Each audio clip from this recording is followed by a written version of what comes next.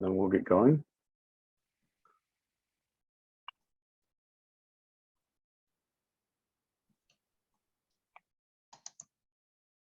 Thanks again, of course, for joining us. I am getting us set up on Facebook, and we will get going.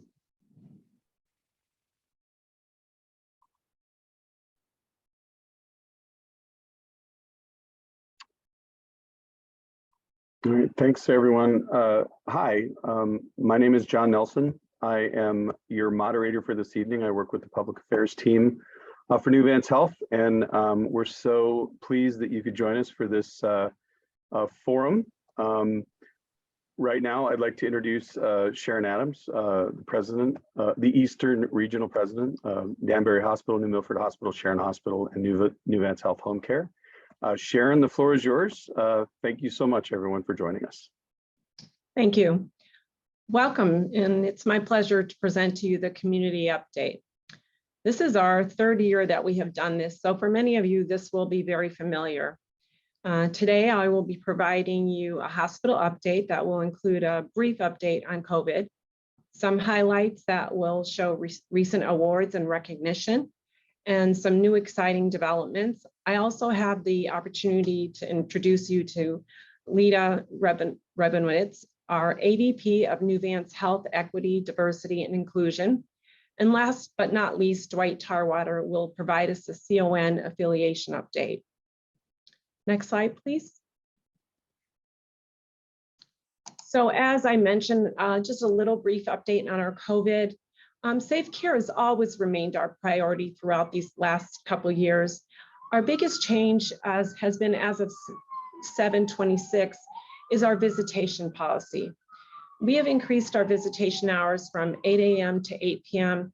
And this was really out of concern for our patients and families, meaning we listen to your concerns. Not having your loved ones available to you when you're in the hospital has really driven us to think long and hard about what that impact was to all of you. So we changed our hours to meet your needs. We heard you, and we are seeing that difference, and we're hoping you're feeling that difference too, if you're in visiting family members, or if you're in the unfortunate event of having to be in our hospital. We're hoping that you're feeling much better having your family members and friends near and dear to you. So we hope that helps. Next slide, please. Want to just remind you, COVID is still out there. We are seeing the numbers still high, not within the hospital, but obviously within the community. Just want to remind you that you can get your COVID-19 vaccine or booster. Here's some numbers to reach out. The CDC is still recommending vaccines for everyone under over 6 months and older, and boosters are available for everyone 5 years and older that are eligible. So just want to provide you some easy access to where you can find it on the vaccine.gov, able to text, or here's some numbers available to you. And we're proud to say that our COVID recovery program was one of the first, or if not the first program in the state. Just a reminder, you know, we still see people that may not have an easy time recovering from COVID, although we know with the most recent COVID that people are having some easy COVID symptoms, but there are still people having difficulty recovering. So we are proud to say that we have this program. Please let people know that we have this available for people that may be having a difficult time recovering. Moving on to some things that we're very happy about, our awards and recognition. Danbury Hospital was ranked as a high performing in COPD, diabetes, heart failure, kidney failure, and stroke within the US News and World Report of the Best Hospitals National Ranking.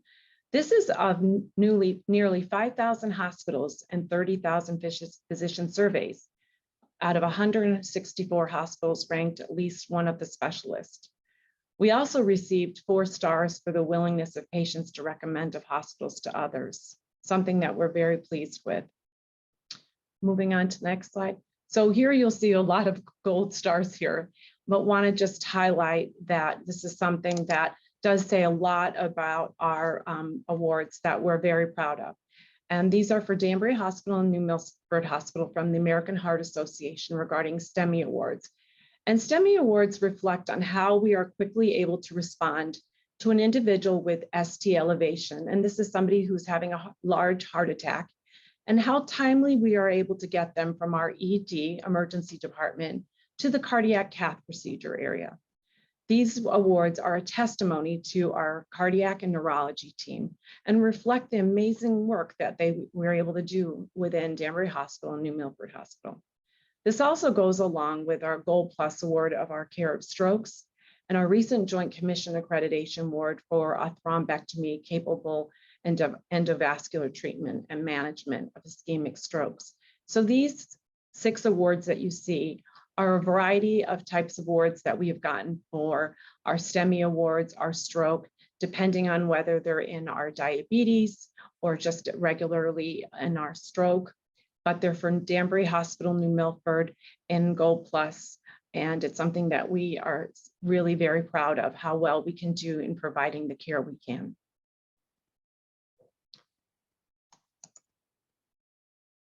Center of Excellence in our robotic. Danbury Hospital was one of the first in the state that was able to get a designation in signifying Danbury Hospital's robotic surgery service. This meets all the national and international standards, recognizing us in quality of care in following a series of inspections and extensive review of surgical volumes of equipment, standardized operating procedures, and patient education when it comes to robotic surgery for our surgical care. And it's something that we offer for complex surgeries, and it has really allowed us to continue to expand our complexity in the type of surgeries we provide, as well, especially in our cancer procedures, and adds to our Cancer Institute. So moving forward, what do we have going forward in our strategy? We're excited to talk about a program that we have from a $2.5 million grant from the Lear Foundation, which is we allow us to build a state-of-the-art ambulatory vascular access center, which will be staffed by highly trained vascular surgeons and staff. This center will provide the community easy access to highly specialized ambulatory care, which in the past, they may have been receiving this outpatient hospital setting. It's something that should be opening at Danbury Hospital late in the 22. And like I said, it's something that will elevate our vascular access for our end-stage renal disease. And it's the Henry J. Erna D. Lee Lear Vascular Access Center of Excellence. I'm very excited to update you on our new news that on June 30th, Nuvance Health and Danbury Hospital announced their affiliation with Cleveland Clinic's Heart and Vascular and Thoracic Institute. This allows us to share clinical best practices for patient care, giving our patients access to their expertise, including their latest technologies and innovations in heart care. This will provide our communities with access to care by an institution, as Cleveland Clinic is rated #1 in the country and has many sites internationally. It's something that I think we are so excited about. It's something that we have worked on for the last 2 years. And I think that's something that the community should be very, very proud of. Danbury Hospital opens their biplane. This is something that allows us, when you think of the 6 awards that you just saw us receive, this was something that was critical for us to have. The Danbury Hospital, the biplane. The biplane angiography system is the equipment that is used by the endovascular neurosurgeons and the cardiologist to allow us to perform those life-saving procedures that open the blockages in our vessels to restore that blood flow to the brain or the heart through tiny incisions with great precision. That helps us with that stroke and the, excuse me, the cardiovascular awards that we just spoke about. This is that equipment that has allowed us to receive those awards we do for our stroke and our Joint Commission Thrombectomy Capable Center.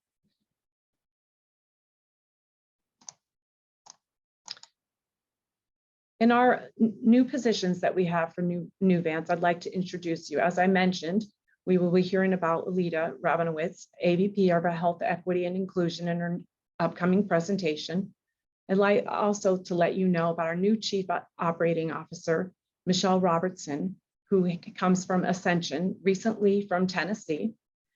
Also, Dr. Elizabeth Lukal is our System Vice Chair of Women's Health Services, and Dr. Chuang, who was also is promoted to our System Chair of Women's Health, and Dr. Ayers, who is our inaugural Medical Director for Health and Equity of Nuvance Health.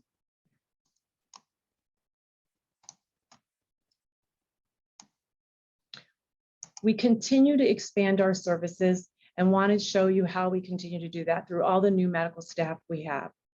Dr. Cleo is Department of Emergency Room in Danbury Hospital. Dr. Wolf, expanding into Orthopedic Specialist of Connecticut in Brookfield. Dr. Schilling in the Danbury Radiology Associates in Danbury. PA from Sanson, Candlewood Valley Pediatrics in New Milford. PA Cassidy Gringer in Summers Orthopedic Surgery. Another PA that's just joined us, Rainey Thompson in Nuvance Health Medical Practices in our Cardiothoracic Surgery Department. Dr. Reiner in Danbury Radiology Associates. Dr. Elephanic in Nuvance Health Medical Practices in Pathology. Dr. Patel in Danbury Radiology Associates. Cassandra Polino, one of our APRNs joining Primary Care Southbury. And then to our family nurse practitioners. Kristen Fitzgerald, one of our APRNs joining Nuvance Health Medical Practices of New Milford. And then Allison Windsor, one of our APRNs joining Health Medical Practices of Brookfield. And now I'd like to introduce Ildi to go over our diversity, inclusion, health equity.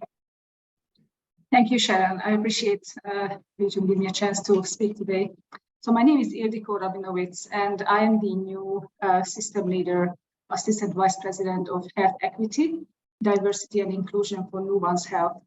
And what I can share is that in the short 4 months that I've been with the system, we have made great strides in building the foundation for health equity and diversity and inclusion for our institution.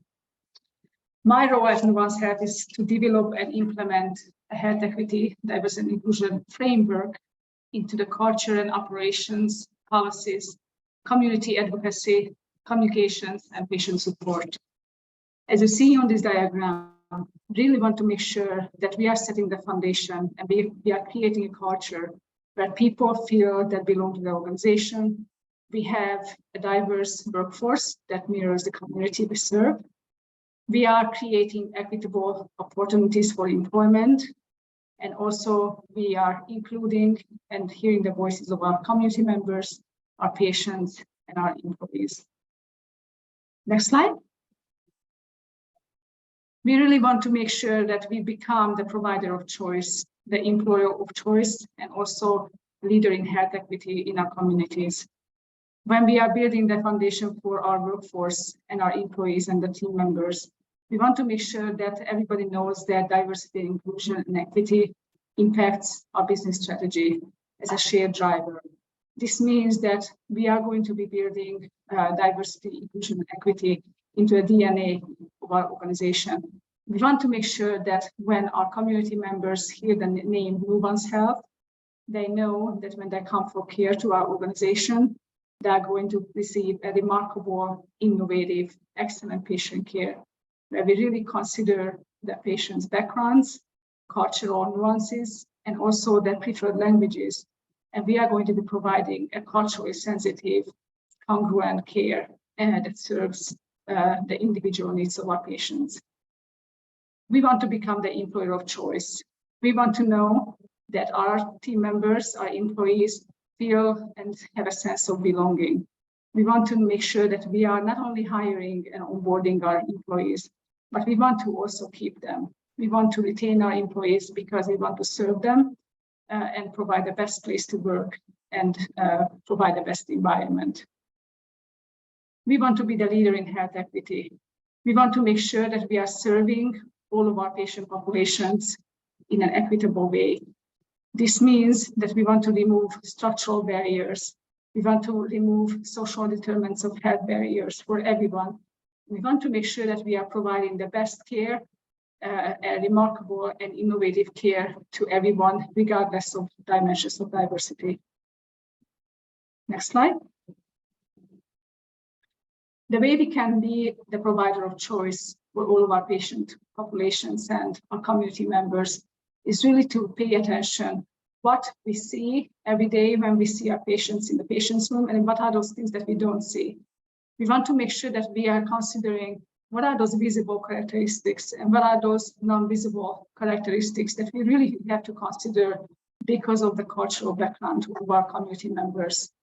We need to educate our workforce. We need to really understand what are those cultural needs that really we have to pay attention to, because we really need to make sure that we are asking the right questions.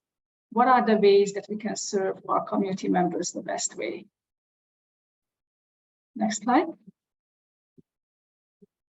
When it comes to becoming the employer of choice for all of our community members, we are making great strides and working really hard to make sure that we are providing equitable access to employment opportunities. We are creating a diverse and wide variety of pathways to make sure that we are reaching our community members, providing those employee opportunities. We are creating relationships with community colleges, different universities in different spaces to make sure that we are bringing the message to the community what kind of positions we have open. And we are also working hard on creating a culture within the organization to make sure that we are culturally sensitive, and whom we are onboarding, we are also going to keep. We are going to be conducting a lot of education throughout the organization to make sure that we are understanding each other and understanding our cultural needs when it comes to the work environment. So we are going to be working really hard to make sure that we are building a workforce that mirrors our communities we serve. We are going to work really hard to make sure that we are serving our communities the best way. This means that we want to make sure that we are identifying those barriers or those social determinants of health factors that might create a barrier for somebody to access healthcare. We are going to strengthen our existing relationships, but also we are going to build new relationships with new community-based organizations. And we have great partners doing that. We have an amazing community government and public relations team, and the Office of Health Equity, Diversity and Inclusion is going to be also partnering in that work. We are going to be reaching out to our churches, our faith-based organizations, and additional departments, to make sure that we are going to be serving our patients and community members the best. We want to be reliable, we want to be present, and we want to be persistent. And we want to make sure that we are gaining the trust of our community members. For everybody to know when they come to Nuvance Health for healthcare, they are going to be provided a culturally sensitive, linguistically sensitive healthcare that serves that the individual needs of our community members. And now I'm turning it back to you, Sharon. Thank you. And I think now I'm going to pass it to Dwight Tarwater to give us an update. Thanks so much, Sharon. Thank you. So yeah, if we'll go to the next slide there. Thanks so much for having me. My name is Dwight Tarwater, and I represent a firm called PYA. Our firm is serving as the independent monitor, monitoring Nuvance's compliance set forth in what's called the agreed settlement required by the Connecticut Office of Health Strategy for the merger of HealthQuest and Western Connecticut Health Network. So many of you have seen our group before, because ever since the merger, it's kind of been a part of our requirement to report our findings to the community twice a year. It turns out that this will be our second one of the cycle, and we're looking forward to wrapping up our third one next week with the Sharon community. Next slide. So today we're just quickly going to talk about kind of our roles and duties of who we are. Talk a little bit about our timeline, then our findings related to our sixth period, and next steps. So our role, while we report to the Office of Health Strategy, we're actually retained at the sole expense of Nuvance Health. So, and then, like I said, what we're here to to do is monitor Nuvance Health's compliance with those conditions set forth in that agreed settlement. We're retained by OHS for 5 years, and we'll go to the next slide. So this is kind of how our 6-month rotations work, and our reporting cycles go in 6 months period. This past period ended end of March, and that's happened to be our 6th 6-month period. So kind of the way our cycle works is we conduct on-site visits of hospitals on a semi-annual basis. Ever since COVID, those have been virtual, so we haven't seen you guys in person in a while. Hopefully that'll happen again one day. After these quote on-site visits, it's our duty to furnish a written report to OHS monitoring the compliance with each of these 6-month periods. If you jump down to 60 days following that submission of that written report, we're asked to be a part of these public forums and present our findings. Every year, if you jump back up to 3, we're required to meet with representatives of the community, which we did back in the fall. And then lastly, if Nuvance Health is out of compliance, we'll notify OHS and Nuvance, and we'll work together to determine a corrective action. So if you can see it on a timeline, if you're a visual person, we met with PFACs, which are patient family advisory councils. Those are informed members of each community. We met with those folks back in the fall. We then 30 days later turned around and submitted our report, our 5th period report, and then presented our findings afterwards in December. Fast forward to kind of this 6-month period. We met with hospital presidents and many members of Nuvance leadership back in June. 30 days later, we turned around and submitted our report, and here we are today, submitting or sharing with you our findings to the community. So here is our just summary table. We submit a report every 6 months, which is much larger than obviously this summary table, but it's important to note that the agreed settlement's a list of over 20 conditions, and not all conditions are relevant to each period. There's different timelines and due dates for each of those conditions. In the appendix, if you have access to the document, you can see that there we've listed all of the other conditions that aren't necessarily relevant to this period. But if we want to just run down these really quickly, number 1 and 2 kind of go hand in hand. They're talk about community representation on each board, which we reviewed each roster. Both of those hold true. As I mentioned earlier, joint board meetings, those are required to be twice a year. We have in our report that there was one in May and then one in last November. So we can say yes for number 3. Number 4 calls for Nuvance to make culturally and linguistically appropriate services available and integrated throughout each hospital. In the first period, we did a review of several of those policies and concluded that Nuvance was certainly compliant with those terms. We've confirmed that those policies have stayed the same, so we can say yes there. Number 5 is to maintain charity care policies or adopt new policies that are as generous to the community. Based on this past 6-month review, those policies had not changed, so we can say yes. Independent monitor on-site visits, again, those are twice a year. Meetings with community members, those are annual. Public forums with Danbury, Norwalk, Sharon communities, that's what we're here to do tonight. Number 15, it's a little bit more complicated. Nuvance is to meet cost savings goals for each fiscal year 2021 and 22. Every 6 months, Nuvance is to report those savings, I believe at the end of May and at the end of November. The condition does state that if these savings are not met, there should be an explanation of why. Unfortunately, due to the pandemic, this has been kind of a tough one to track, but we have worked together with Nuvance, and we can confirm that everything that's written in that agreed settlement, Nuvance is compliant with those conditions. Number 18 asks that Nuvance maintain sufficient OBGYN staffing levels, which they have. It's important to note that in September, Nuvance announced a plan to suspend labor and delivery services at Sharon. The timeline for suspension is unknown at this time. We will continue to monitor the activities associated with these condition requirements, but based on our review, they're certainly compliant with that condition. 20 and 21 are just annual reports and updates on integration initiatives, and that's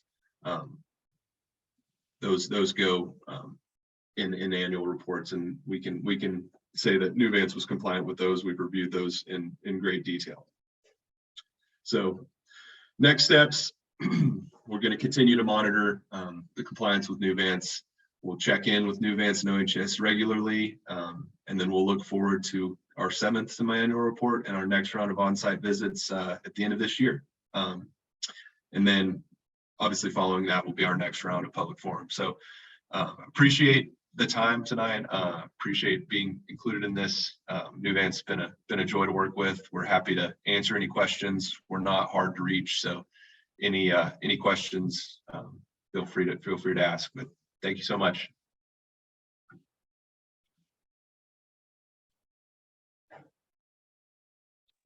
Thank you, Dwight.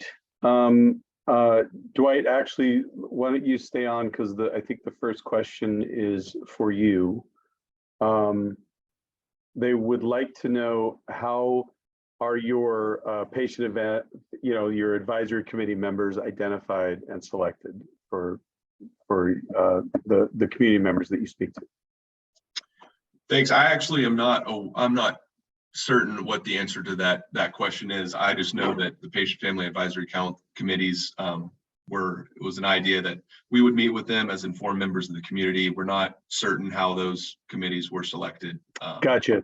Apologies for that. Then maybe I should No direct that at Sharon. I think LD had wanted to. LD, did you want to answer that? I think Yes. LD wanted to answer that. Okay, go ahead. Sorry, I'm So splitting it John. around. Spreading it Okay. around. Yes, Right. so we do get requests from patient and family members to join these committees, and usually those who are interested can apply through the volunteers department, but also the patient experience team reaches out to the candidates, and we have a couple of different groups, and we have a discussion what the best interest is and which groups would be the best fit, and we coordinate the patient advisory council applications that way. Excellent. Thanks, LD.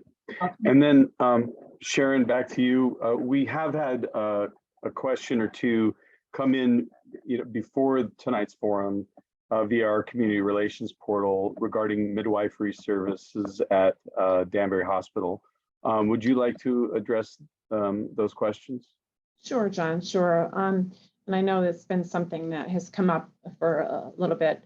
So Danbury has made quite a bit of comments about that. We continue to remain committed to the health and safety for all of our labor and delivery patients. And whether any woman chooses a home birth or a childbirth center or a hospital for their delivery, we support and are welcoming to all those patients. We are advocates for all women to have the safest delivery possible.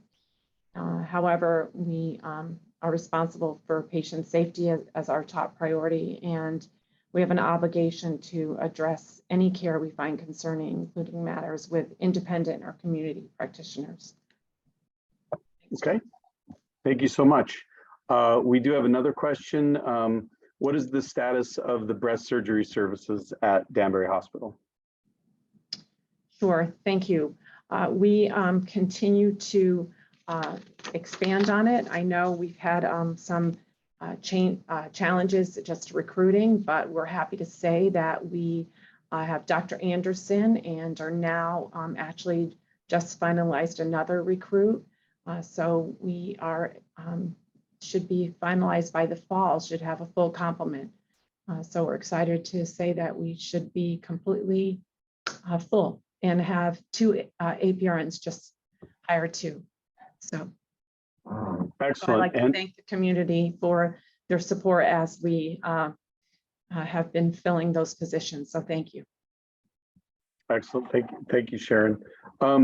We do have another question, and just this is related to COVID. I will also let everyone know that we do have our, COVID information, our FAQs, items about vaccines, things like that, all on our website, which is at www.nuvancehealth.org. You should see right at the top, there's like a little link for COVID, but I will turn this over to you, Sharon. This person wants to know what is Nuvance's policy on vaccines and boosters for staff? Okay, so for staff, we require the vaccines and we highly recommend the booster. Okay, thank you. We don't have any other questions at this point. We'll give it a couple more seconds. Oh, here comes another one.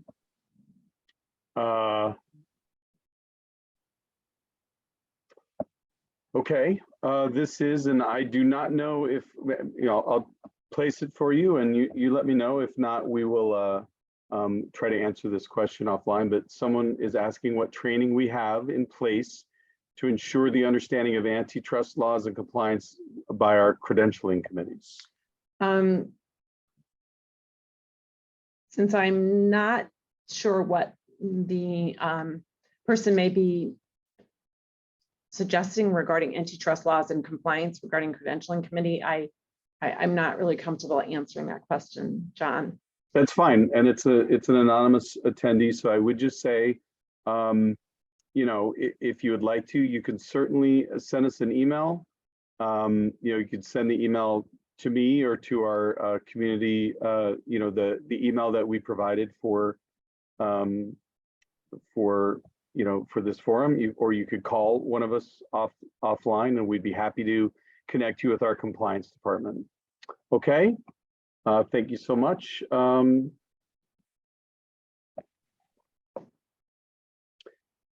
Yeah, so this this person who's asking these questions, please feel free to give me a call or give one of us a call offline. We'd be happy to connect you with that department. So any other questions?